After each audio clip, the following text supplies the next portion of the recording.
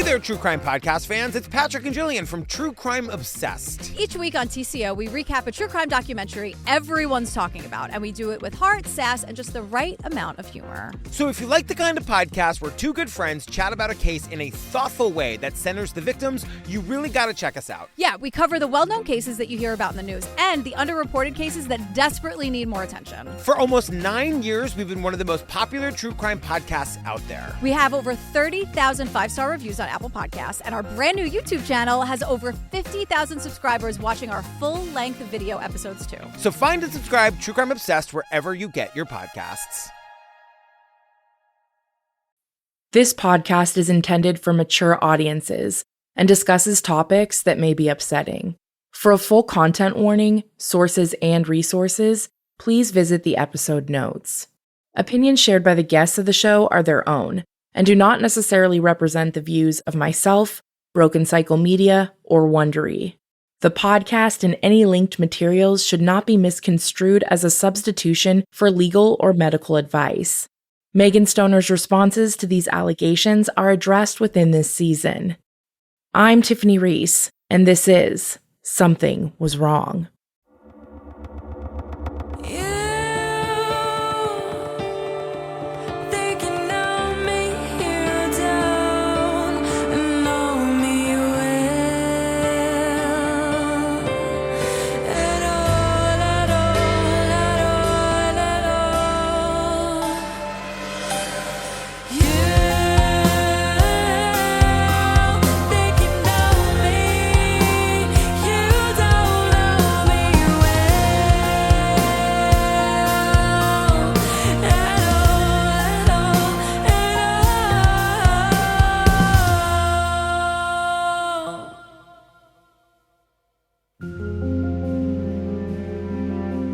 Last episode, we heard about Justin and Amanda's elaborate yoni sting operation, in which they invented a fake yoni practitioner in an effort to find out where Stoner was allegedly hiding from police.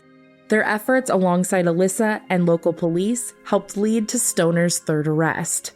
Stoner was booked at Hamilton County Jail on September 9th, 2023. Shortly after being booked into Hamilton County Jail, Stoner began frequently calling Alyssa, despite the fact that Alyssa had previously represented herself as Vanessa, the fake journalist, and helped Amanda and Justin in the yoni sting incident as well. Here's Alyssa. After the failed arrest, I told her who I was, and she came to the realization that, there was no journalist. I was bullshitting her the entire time.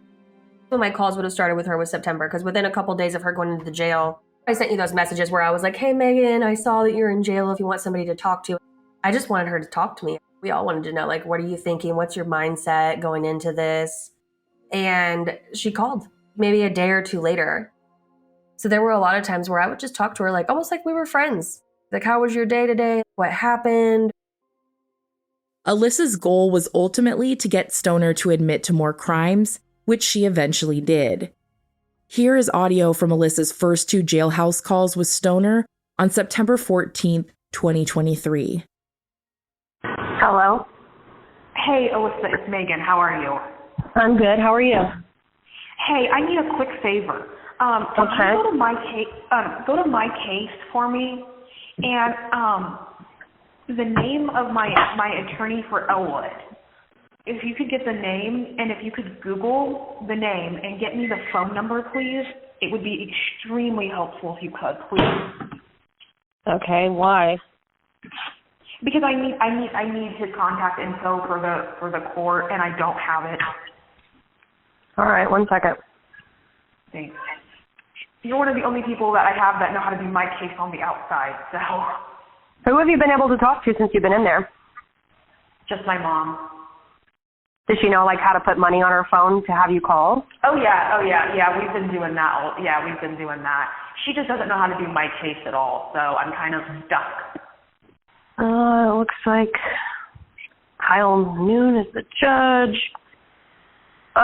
It looks like your lawyer withdrew his appearance.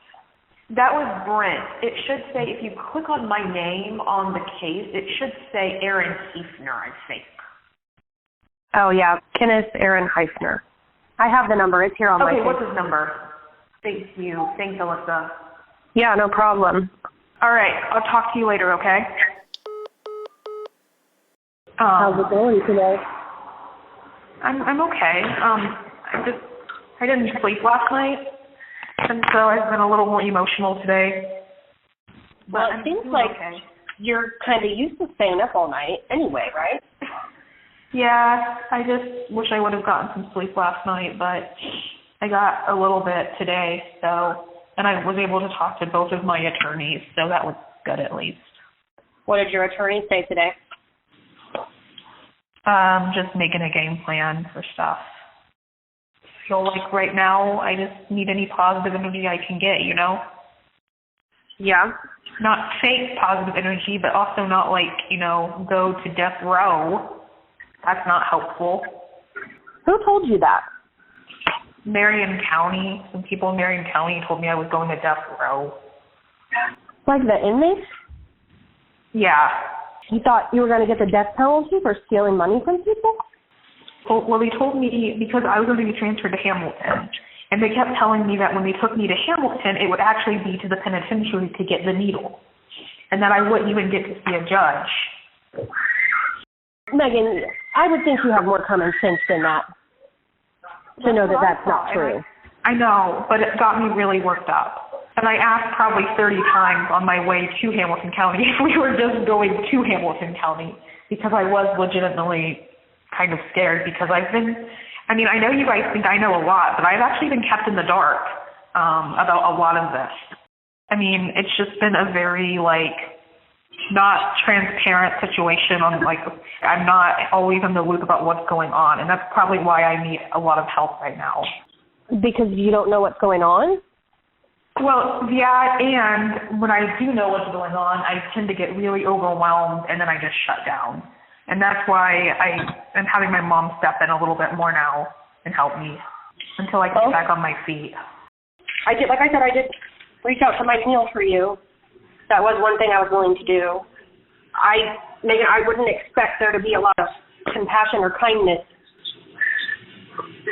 I just want you to be prepared for the hard conversations. If you're wanting to talk to people like this, you need to be prepared for anything. I know. I get feeling alone, but I thought you had people on Team Meg. Where are those people? Or was that just lies that you made up and those people didn't exist? A lot of people turned against me, either for good, bad, or whatever. I mean, people turned for whatever reason. I mean, when you are sitting on jail cell floor, you learn who your friends are. Yeah, that's very true. I can imagine that would be a pretty humbling experience. It is. I just hope somewhere through this you find the ability to have remorse for these things. I know you said that you have it, but you had a really funny way of showing it when you were still on the outside. Yeah, I just think that I don't know how to show it, and I'm trying to learn. I'm hoping to find some direction from someone like my attorney this week or next.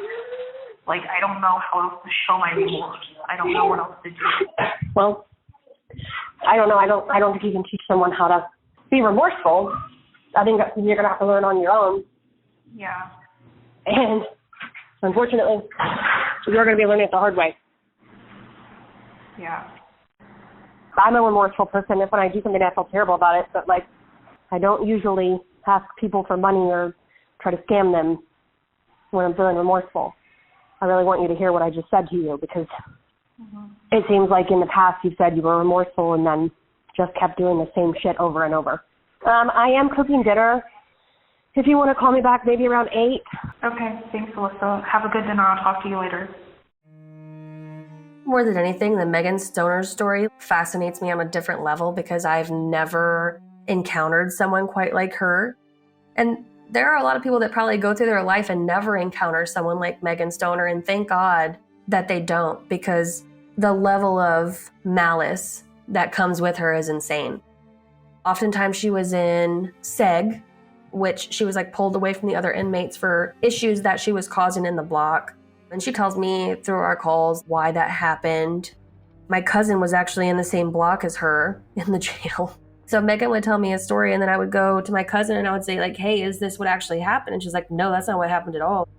Megan is giving the officers grief because she keeps pressing the panic button in her cell, and they've asked her not to do that if there's not a true emergency, but she continues to do it. Megan would tell me, well, they're just all out to get me. They won't even tell me why they put me in here. I don't even know why I'm in SEG. I really did build a relationship with her where she felt like she could trust me and she could tell me things. I got put in protective custody last night, which was not fun. Why? Because of the publicity of my case, I got put in protective custody. The publicity of your case got you put in protective custody? That's what they told me. That's weird. So I got put in protective custody last night. I'm back in gym top today, which is really nice. Yeah, I kind of feel like that makes you a target. If you're in protective custody, they're going to want to know why you're in there. All of those girls in there are going to want to know. A really long letter, like a whole page, almost 2 pages, of like, listen, I need to have community, and I know this is jail and we don't get what we want here, but like, if you guys want me to be able to integrate back into society at some point, I really would like to be with other people and be able to have social skills, because in protective custody, you don't get out but 1 hour a day. Really? Yeah, and you don't get to socialize in protective custody. Literally, I mean, it's almost like solitude. Like, I'm not kidding. It's not fun. I mean, you get your tablet, but still, like, you know, there's life outside of calling, you know, you guys. You know, there's people and social skills to have. And for me to learn how to treat other people correctly, which I know sounds like a weird place to learn that is jail, but you'd be surprised. Do you feel like you've learned anything since you've been in there? Learned a lot. I'm trying to find out if I'm going to be allowed to take a piece of paper into the courtroom on Monday, because I want to read a letter to the judge, but I don't know if they're going to let me take paper with me. I really think had you gone in front of the judge when you were supposed to, you would have had a much easier time than what you're going to have right now. I think this judge is going to be a little upset. I know I would be. I feel like I hear you. I think they're going to think it was disrespectful, you know? So if you're going to write a letter, I would make sure that you're just very sincere in the fact and maybe tell them why you were running. I don't know that you had a good reason. I mean, I assume you were probably scared. Yeah. So I don't know. I'm just trying to focus on Monday because it's going to be here. Today's been one of the better days I've had. Like I said, I got to come back to general population, which is nice. If you're ever in jail, you want to be in gen pop. You don't want to be by yourself, trust me. Yeah, I feel like that's jail inside of jail. You know what I mean? Like, it doesn't really help. It's not, yeah. Yeah, like, I'm already in jail, and then isolating me more is not helpful. So, yeah, I would understand. I would say I understand. I do feel like it's a punishment inside of a punishment, but I don't understand why if it was for your... If I did something to deserve it. Yeah. I mean, if I got in a fight, you know, or if I punched someone, okay, fine. But to be like, oh, your case is high profile and we need to put you in protective custody, like, what the fuck? I don't know that I could get used to that. Yeah. I think that would suck. I will say this. I really hope you take that determination. I really hope you take that determination and you put it towards being able to right your wrongs. I think there were a lot of people out here that are thinking, like, if you get away with this or if there are no repercussions for what you did, that you'll just come out and be the same person. And I think we would all like to see. Yeah. Megan, let me tell you something. Someone mentioned this one time, and I thought it was like the best thing I had ever heard. If you had been a different person and had done different things, you wouldn't have had 1,500 people against you in a group. You would have probably had 1,500 friends. I'll be honest, I've made a lot of friends through this, like people that I really respect and are good people, like Mike and Kyle and Chloe and people like that, Alex Brewster. Like, these are good people. Yeah. And I think none of us are here to... I can agree with that. None of us are here to be like, oh, you know, I hope she dies in there. I want to see you be a better person after this. We all just want to see you change. So take that determination that you have to get through this and make sure that you right your wrongs. I'm sharing these calls within the group. So it's not just me listening to them. There's like 15 people listening to these calls. As it progressed, there were times where I would just get so irritated and so angry, and I almost couldn't keep my composure anymore. But a lot of the reason for these calls with Megan is because the more I talked to her, she was admitting to crimes. On the jail phone, on a recorded line, not only that I'm recording, but the jail is recording. So the closer that we got, the more she's telling me. I was definitely trying to figure out if she had money. And not because I was worried she was going to post her bail, because she kept saying, I'm going to pay back my victims, I'm going to do this and that. And there were a couple times I was like, okay, so if I bail you out, are you going to pay back your victims when you get out? Yes, absolutely. That's the first thing I'm going to do when I get out, is I'm going to pay back my victims and I'm going to right my wrongs. And so there were so many times where I tried to bait her into telling me. She would always say, like, I have an account with all this money in it. I have school loans or grants. Do we think that any of that is real? Absolutely not. Because she had the opportunity to bail out before she was sentenced so many times and it never happened. And I'm like, well, why don't you have your mom give me the card? Why doesn't your mom just take your bank card up there and post your bail? Well, it doesn't work like that. I have to be out to gain access to the funds. It was always something. There was always a reason that she couldn't access these funds. But if I posted that bail and she got out, she'd be able to pay me back immediately because those funds were there, but only she could access them. With Tom, originally she had asked him to borrow money up front. It was, I need to borrow some money from you. He said, okay, that's fine, but you need to pay me back on this date. So that date comes around and she's like, I just need a little more time. But if you give me a little more time, instead of paying you back the amount that I owe you, I will double it because I'm going to get my student loan soon. And so he would give her a little more money. And this kept happening and the date kept getting pushed back. It's unfortunate because Tom is just such an amazing person that he really thought he was helping out a friend in need. And she would make the crisis seem so big and it was so tragic and she just needed a little bit of help and she needed someone to believe in her, and he just kept giving and giving. And this just kept happening for months on end. And she admitted all of this to me on the phone, that she had taken all of this money from him and that she had opened a credit card in his name. I just wanted to say that I don't know if anybody will believe me, and it's okay if they don't, but I sincerely want to change. Why now and why not before? It just sounds like you're saying that because you're in jail. So that's the hard part. I've heard from a lot of people while I've been in here on texting and on the phone, and I realized how many people I've hurt, and I don't want to be that person in society. I don't want to be like a mini, not saying I'm not trying to compare myself that I've killed or anything, but I don't want to be like a Hitler, you know what I'm saying? I don't want to be a bad person. I want to be a good person. And Alex was suggesting some things that I could do to right some wrongs, like writing to credit card companies and stuff. If I have a little bit of guidance when on the outside, I can really make a lot of wrongs right. I can really start correcting things. So you're saying you opened a credit card in name? You admitted that to her? Yeah. He's in some really financial crisis right now. I think that was the hardest one for all of us to swallow. He is the most kind and caring person I have ever met. And I'm sure you know that I've read every single text message you ever had with him. And Megan, the things that you said and did to him, those were character flaws. That's not just one bad decision. That's you're going to have to really do some work to recover from that. And then opening credit cards in his name, absolutely, you need to write that credit card company. I mean, that poor man is out $15,000. If you could write the credit card company, I think that would be amazing. I think that would be a very big first step in righting your wrongs. I will do that. I think that would be very wise, and I would be fine if you mailed it to me and I could mail it to the credit card company. I don't know if you can mail it from there. I don't know how that works. I don't have any envelopes. So what's up? Do they have envelopes on commissary? I'm sure they do. I didn't see any last week.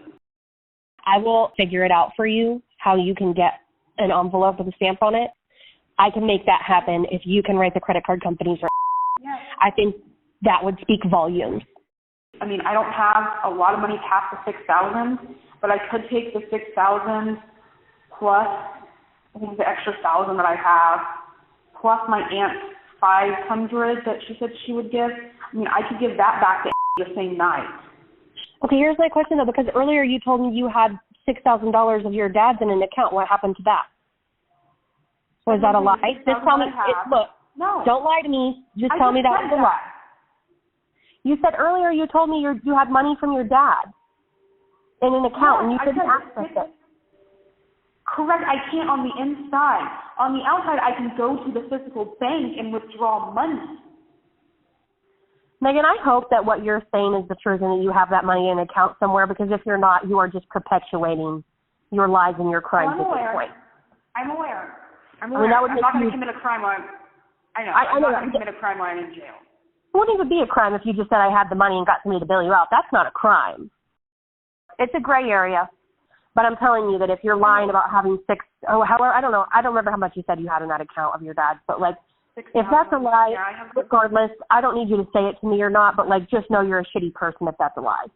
You are just literally perpetuating everything that has happened already. I know. I don't know if anyone will be willing to help me bail me out, and then like, if the money paid back, if they want it, obviously they could have it, but I don't know if it'd be better spent like giving it to or not. Deserves a lot. That poor guy. I mean, honestly, there are not a lot of words I could say about that, but I mean, I could get him $7,500 back. That's what I've got.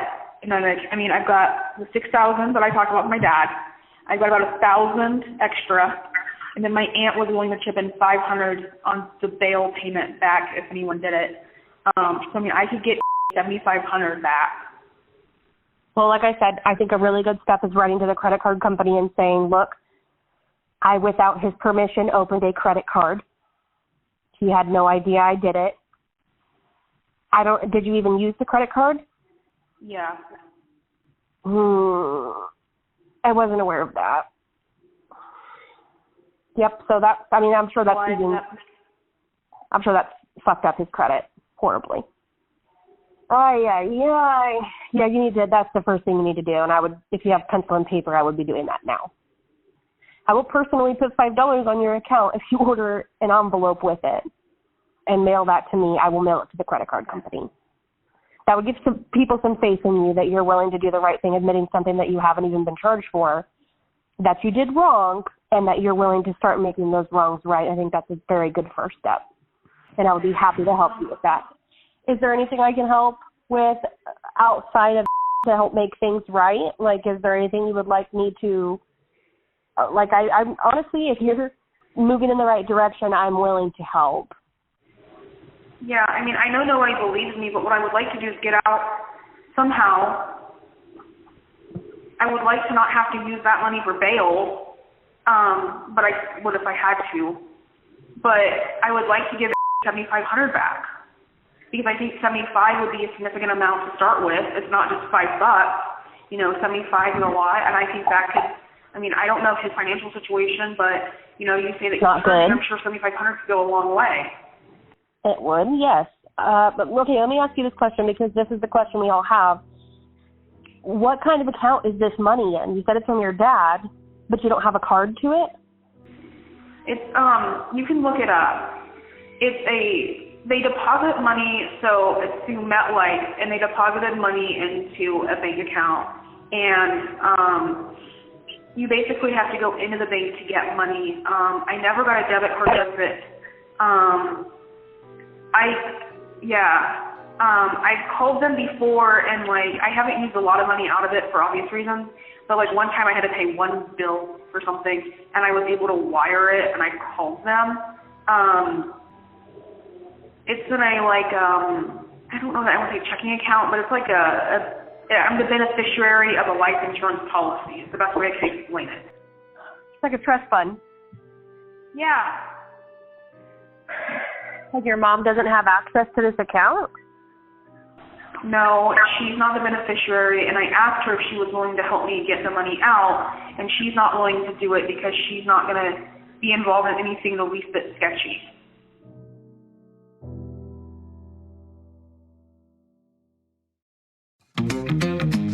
Hey there, there, true crime podcast fans. It's Patrick and Jillian from True Crime Obsessed. Each week on TCO, we recap a true crime documentary everyone's talking about, and we do it with heart, sass, and just the right amount of humor. So if you like the kind of podcast where two good friends chat about a case in a thoughtful way that centers the victims, you really got to check us out. Yeah, we cover the well-known cases that you hear about in the news and the underreported cases that desperately need more attention. For almost 9 years, we've been one of the most popular true crime podcasts out there. We have over 30,000 five-star reviews on Apple Podcasts, and our brand new YouTube channel has over 50,000 subscribers watching our full-length video episodes too. So find and subscribe True Crime Obsessed wherever you get your podcasts.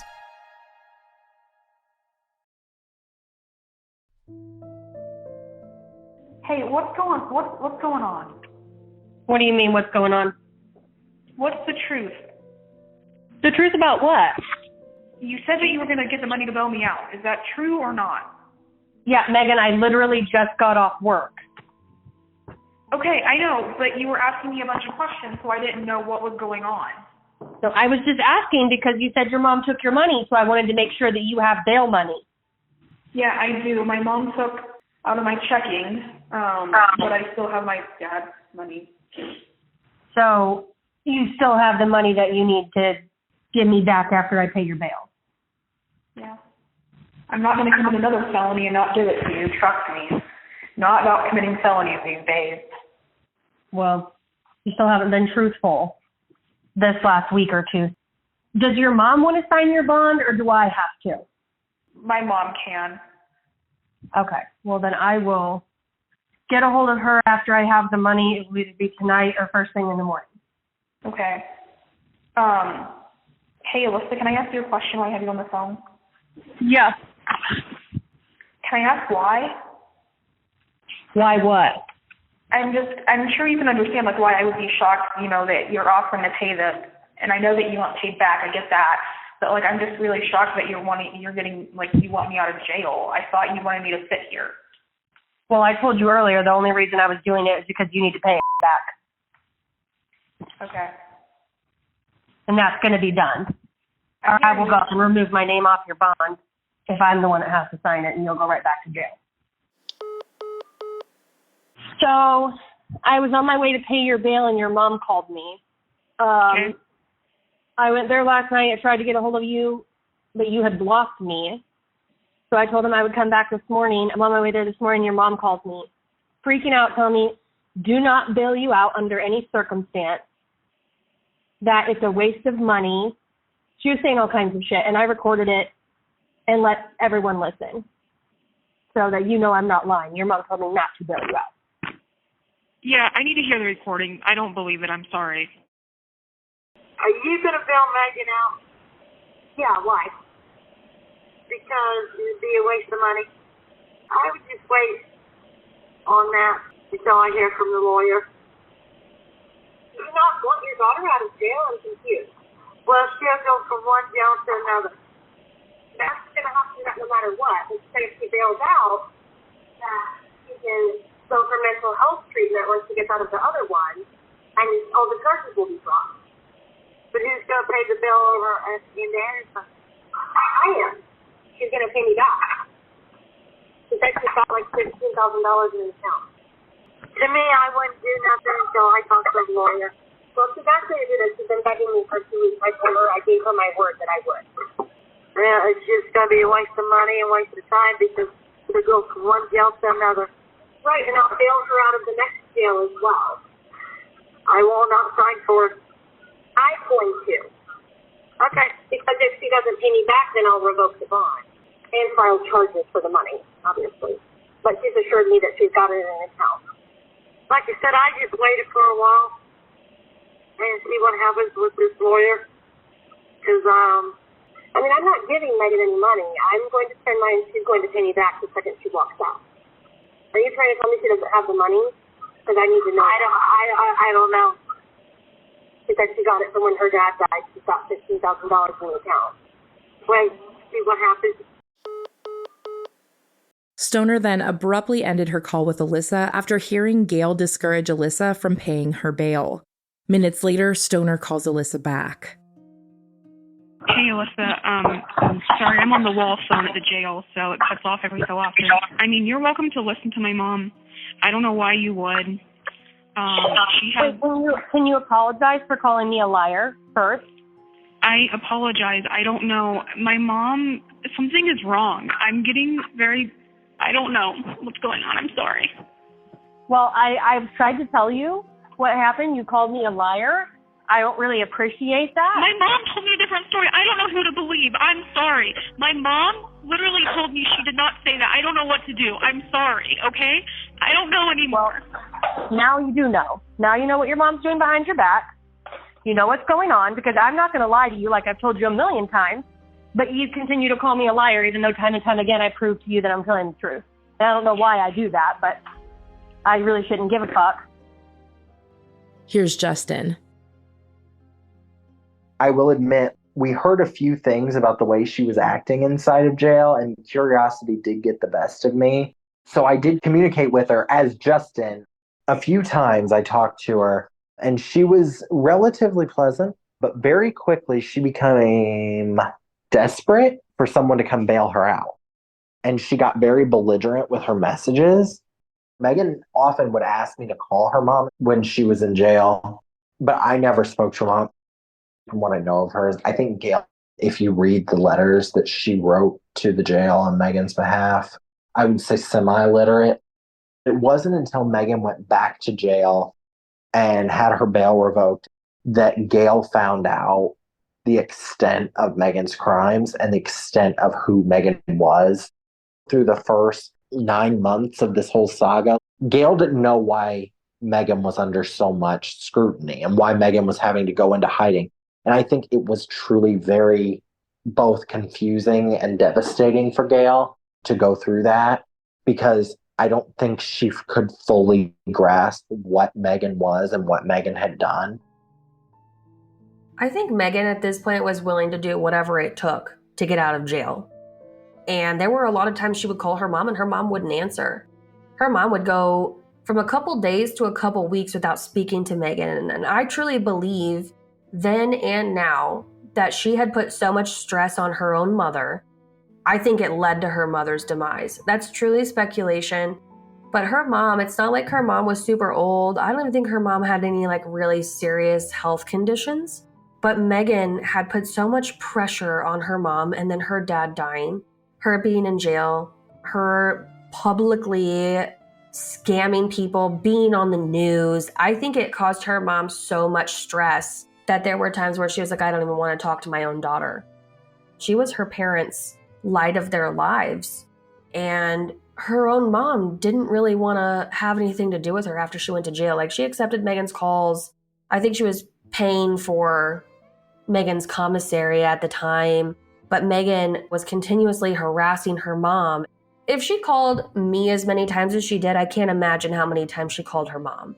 And especially if her mom wouldn't answer. And I'll be honest, it is truly debilitating mentally to have someone who is a succubus like Megan calling you constantly and taking energy from you and taking your peace from you. And she is fully capable of doing that. Even though I kept her at arm's length, there were times where I truly felt like she was taking every last thing that I had inside of me to just continue conversations with her. When her mom wouldn't answer the phone, she'd be like, Alyssa, can you please call my mom? Can you just tell her I need this, or tell her she has to do this now, or I need her to pay my bail now? And I'm like, I'm not doing that. I'm not calling your mom so that you can verbally and mentally abuse her. There was a couple times where I called Gail and I was like, hey, Megan's trying to reach you. And this was at the very beginning of her asking me. And I could hear the pain, just complete fed up attitude that Gail had towards her at this point. And she was like, no, I'm not answering her calls. But I will say this, Gail defended Megan until the bitter end. I mean, she never really said anything bad about Megan, but you could hear it in her voice that she was just tired of it. She had had enough. I honestly can't imagine what Gail was going through at this point with the amount of calls, messages, whatever else Megan could do to try to reach out to this woman when she wouldn't respond to her. And this happened for a while, basically up until Gail died. Megan was asking people to contact her mom for her. Hey, Alyssa. What? Hey, I know you're not my secretary, but I was wondering if you could call a welfare check on my mom, please. Why? because something is wrong with her. She's acting berserko. She's just dazed and confused. She doesn't know what day it is.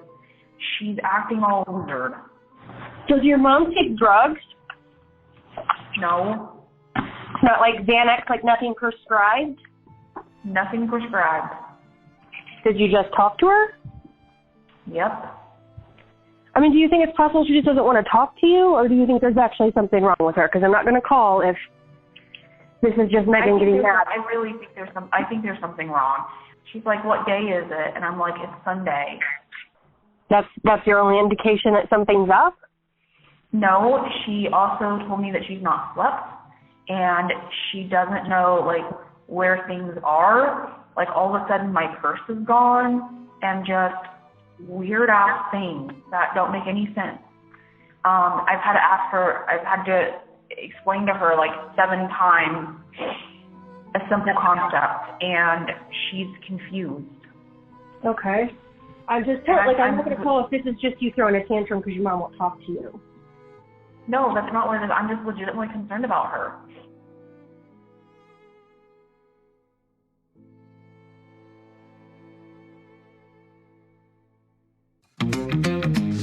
Hey there, True Crime Podcast fans. It's Patrick and Jillian from True Crime Obsessed. Each week on TCO, we recap a true crime documentary everyone's talking about, and we do it with heart, sass, and just the right amount of humor. So if you like the kind of podcast where two good friends chat about a case in a thoughtful way that centers the victims, you really got to check us out. Yeah, we cover the well-known cases that you hear about in the news and the underreported cases that desperately need more attention. For almost 9 years, we've been one of the most popular true crime podcasts out there. We have over 30,000 5-star reviews on Apple Podcasts, and our brand new YouTube channel has over 50,000 subscribers watching our full-length video episodes too. So find and subscribe True Crime Obsessed wherever you get your podcasts.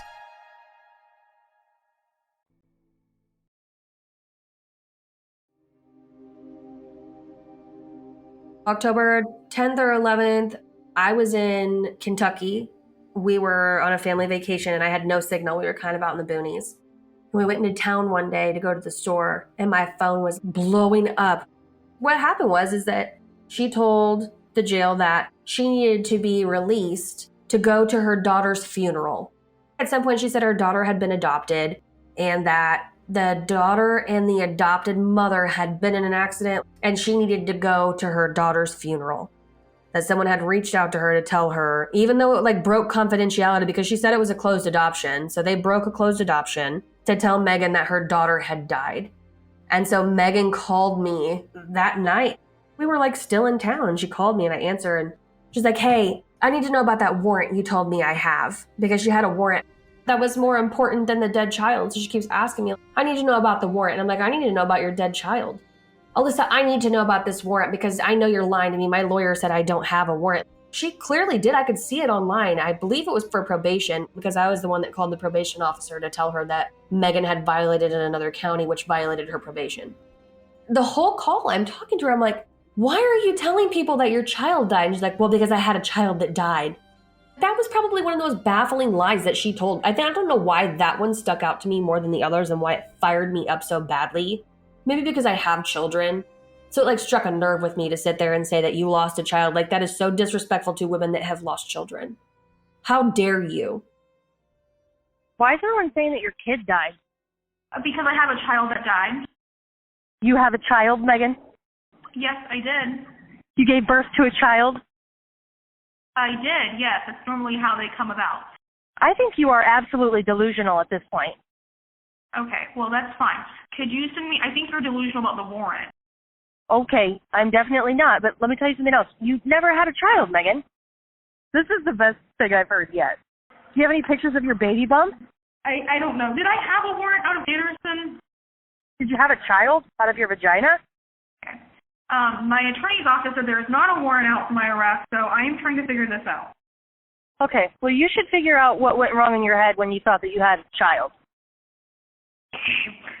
I'm not going to sit here and argue with that. Well, yeah, there's no reason to argue. You never had a child. You've never given birth to a child. Stop telling people your kid died. Yes, I have. Thank you very much. Megan, you have lost your mind. Your other lies were crazy. This one's I'm baffled right now.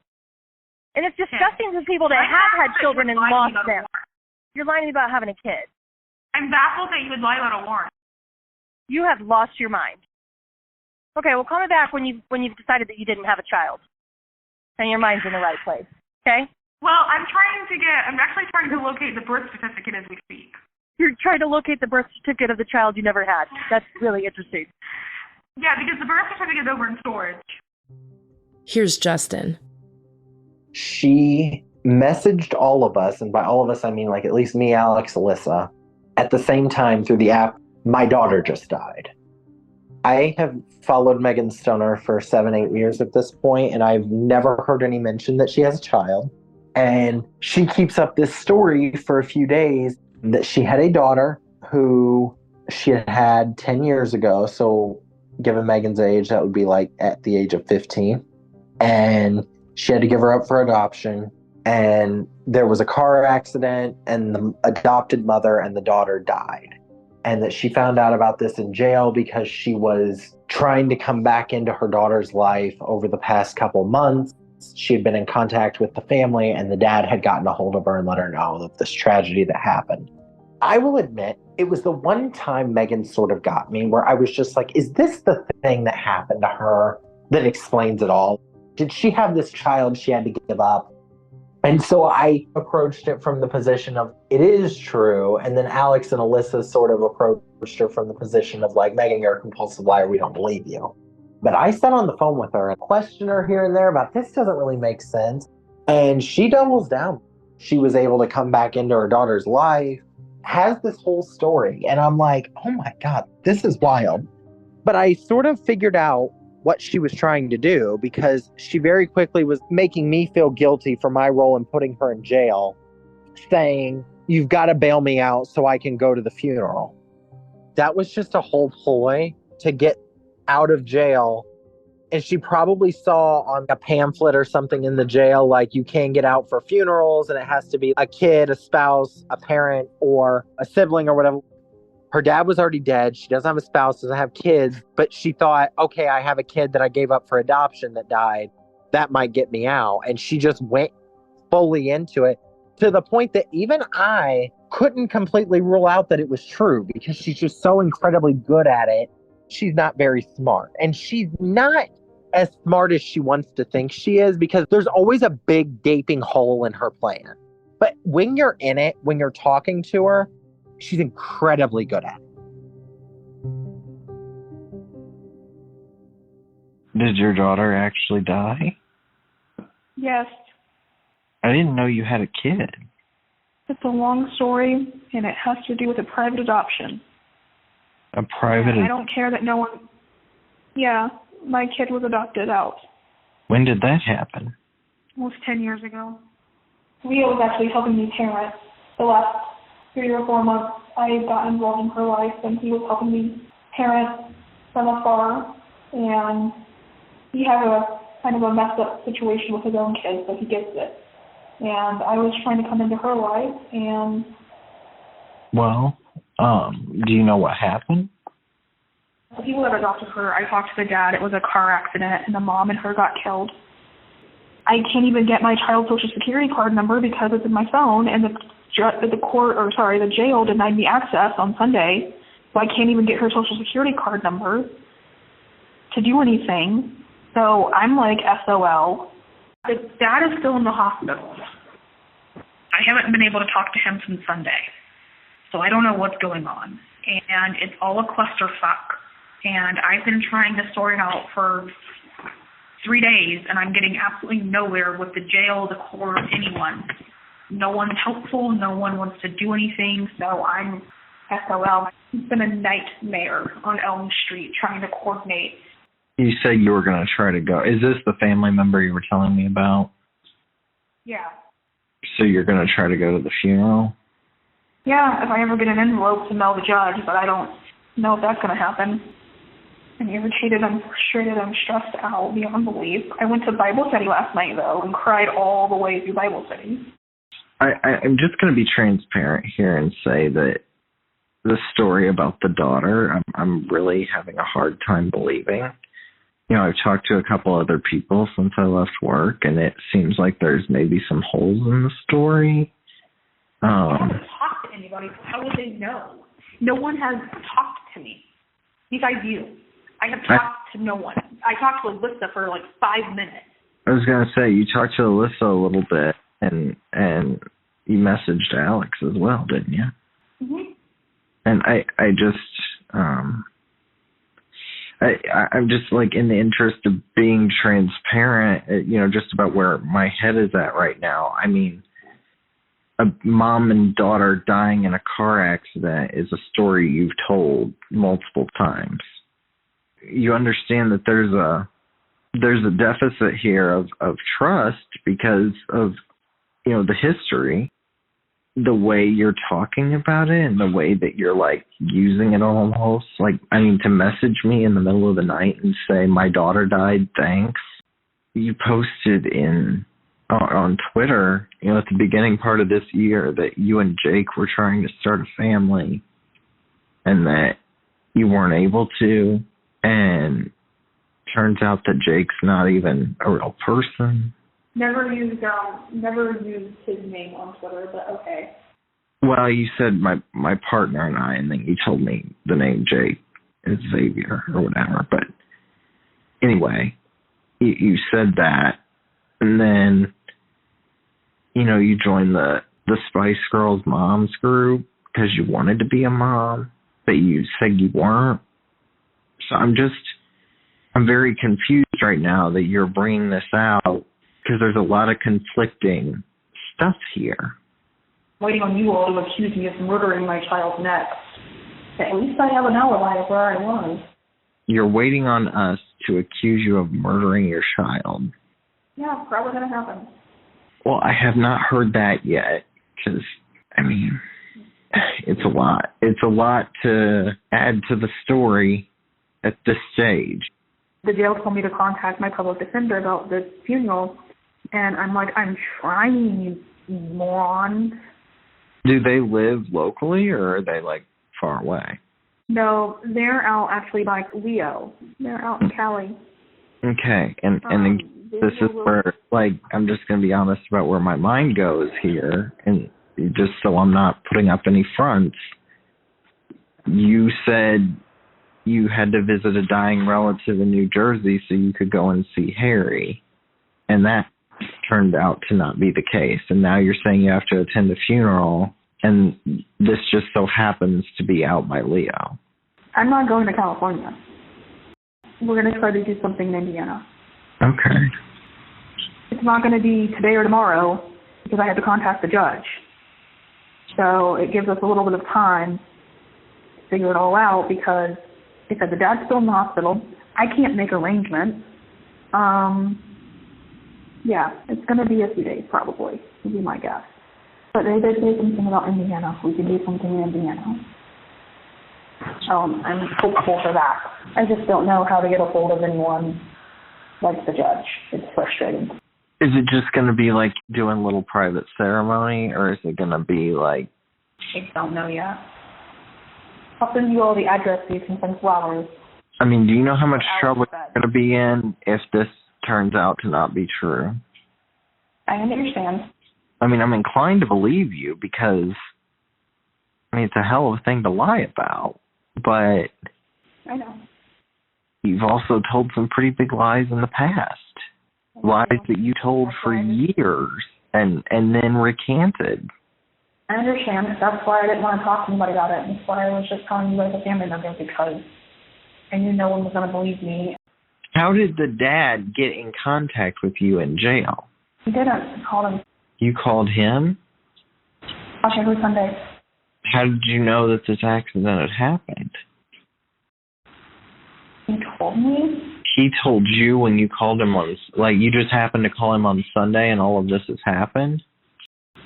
Yeah, I called him for a weekly check-in. Yeah, Leo was helping me get established in her life. And so I called on Sunday.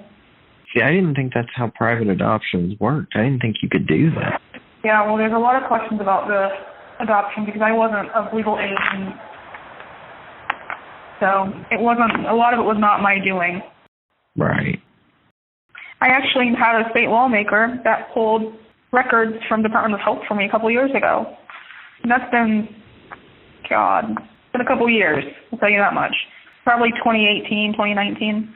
But yeah, it's been at least a couple years because he's been out now. Yeah, so I mean, it's been a while, but yeah, he got me public records, or not public records, but he requested records from the Department of Health.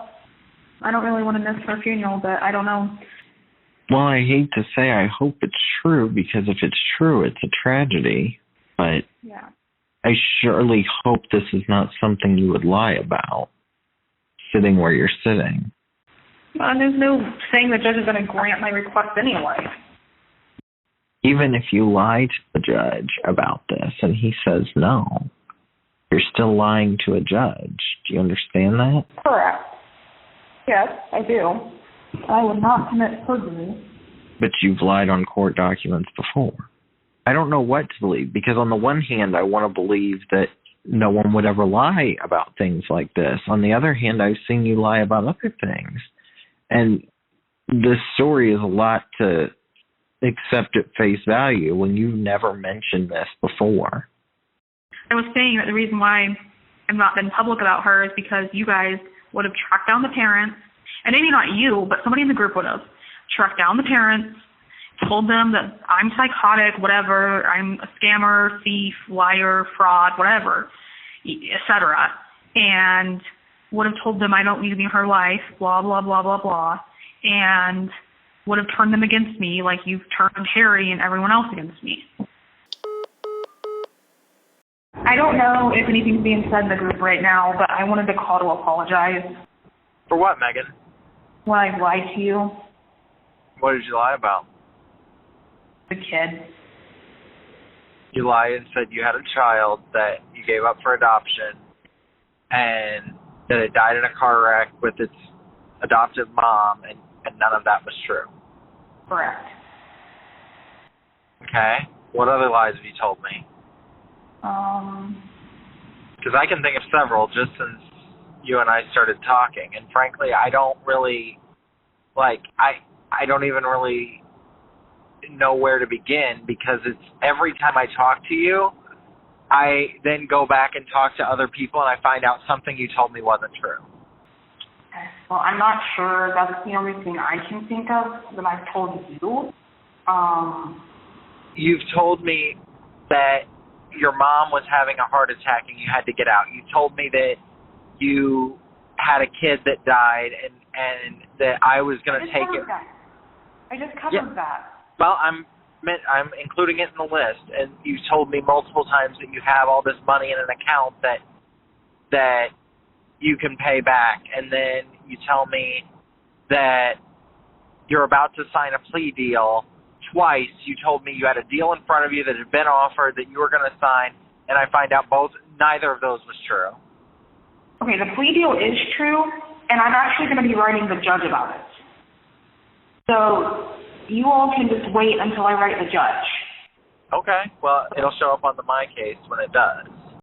I don't know what to believe anymore, because, you know, I talk to you sometimes and you're completely pleasant to talk to, and it sounds like you want to do better, and I say I'm willing to, help you on the road to getting better, and then I get off the phone and I say, she said this, this, and this, and everybody says, yeah, none of that's true.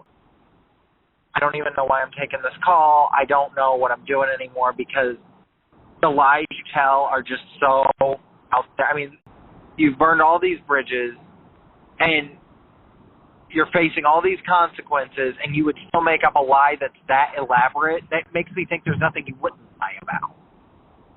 Yeah, I understand. You've lied so many times about things from, what kind of job you had, to you sent that Amazon wish list to everyone I know for a year when you weren't a teacher. You ran this rental scam. You lied to get the Tesla. You lied about Brian Bosma. You lied to Harry. You've lied to so many people about so many things, Megan. And then you want us to take your calls and talk to you and feel bad that we did what we did. And it's like nothing has changed. I'm being offered 12 years one day, and then I'm being offered 3 months the next, and I'm supposed to, and then it comes out neither of those offers have been made in that amount of time. It's just baffling to me. I understand. I will say the offers, though, you guys wouldn't know. The thing is, Tiffany, like, we're the only friends she has. Like, the only people that will talk to her are the people that put her in jail. And I said that to her one time. I was like, Megan, how does it feel right now that the only people you have a hope of helping you right now are the people who conspired to put you in jail? And she was like, please stop. Don't rub that in right now, please. Amanda said to me after, she's like, you're kind of nice by not pointing that out every time. After the dead kid thing, we all cut her off entirely. She reached out a few times to try to make things right. I have several phone calls from Christmas time of last year of me telling her, like, please stop calling me. I literally answer the phone and I just go, fuck off. And she goes, you really just paid for a phone call from the jail to tell me that? And I said, yes, because I'm sick of you calling me. And she goes, I haven't called you in like a week. And I go, you called me yesterday, twice. And she goes, is that really all you picked up the phone to tell me? She didn't even have a response for it. Yeah, hey, I know you're going to be mad at me, but I really need your help, please. Absolutely not. Okay, why? Because I'm not doing anything to help you. Because you're a compulsive liar and a thief. I've made that as clear as I can, and you just call me over and over and over again. So I don't know what else to do. I've had enough conversations with you. I've had enough conversations where you make up bullshit about having dead kids that don't exist. I think we're done with that. Justin, can you please just talk to me? I don't have anyone.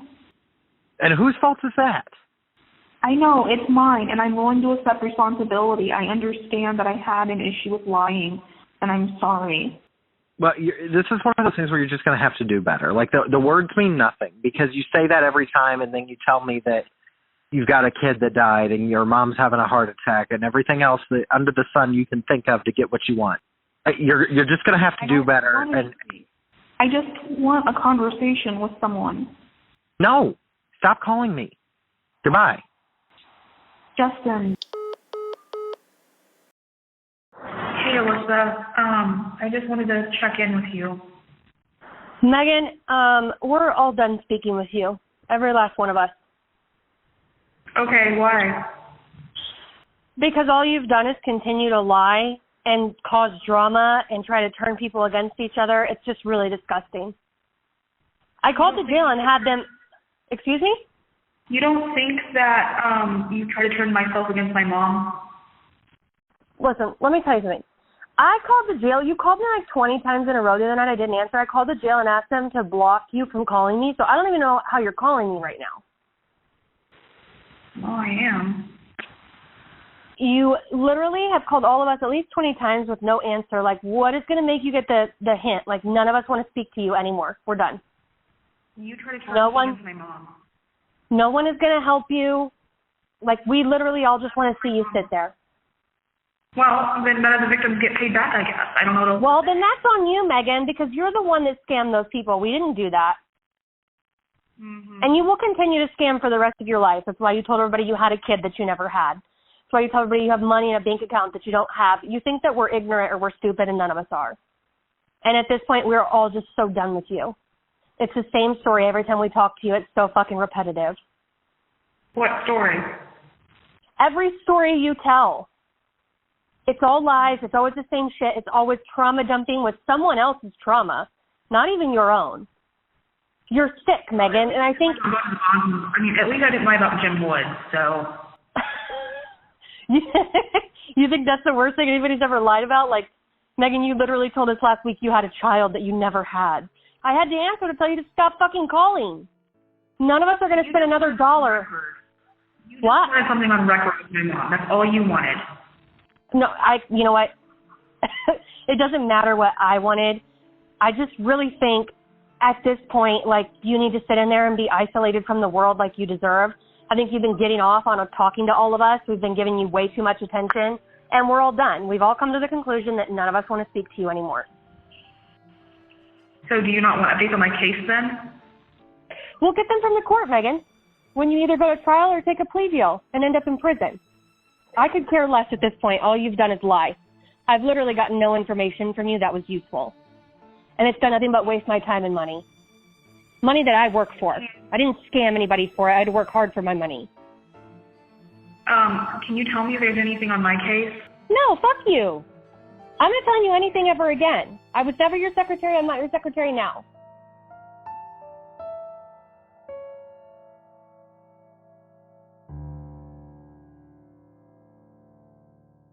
Next time on Something Was Wrong.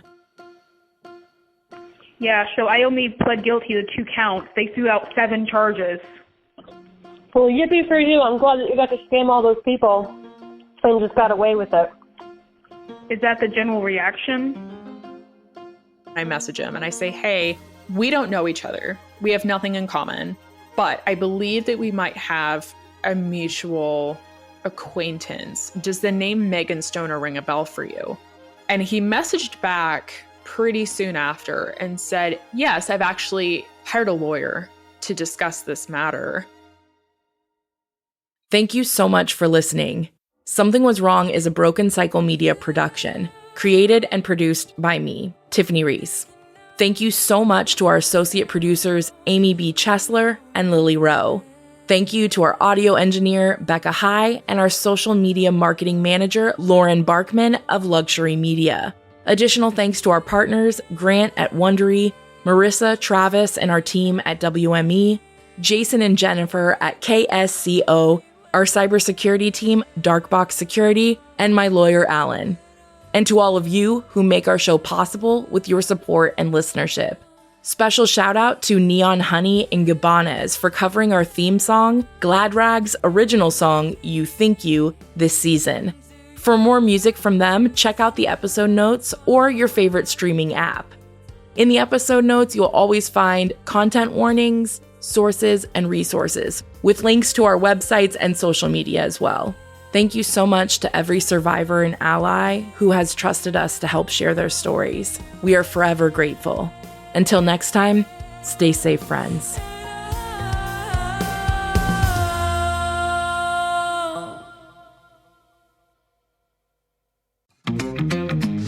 Hey there, True Crime Podcast fans. It's Patrick and Jillian from True Crime Obsessed. Each week on TCO, we recap a true crime documentary everyone's talking about, and we do it with heart, sass, and just the right amount of humor. So if you like the kind of podcast where two good friends chat about a case in a thoughtful way that centers the victims, you really got to check us out. Yeah, we cover the well-known cases that you hear about in the news and the underreported cases that desperately need more attention. For almost 9 years, we've been one of the most popular true crime podcasts out there. We have over 30,000 five-star reviews on Apple Podcasts, and our brand new YouTube channel has over 50,000 subscribers watching our full-length video episodes too. So find and subscribe True Crime Obsessed wherever you get your podcasts.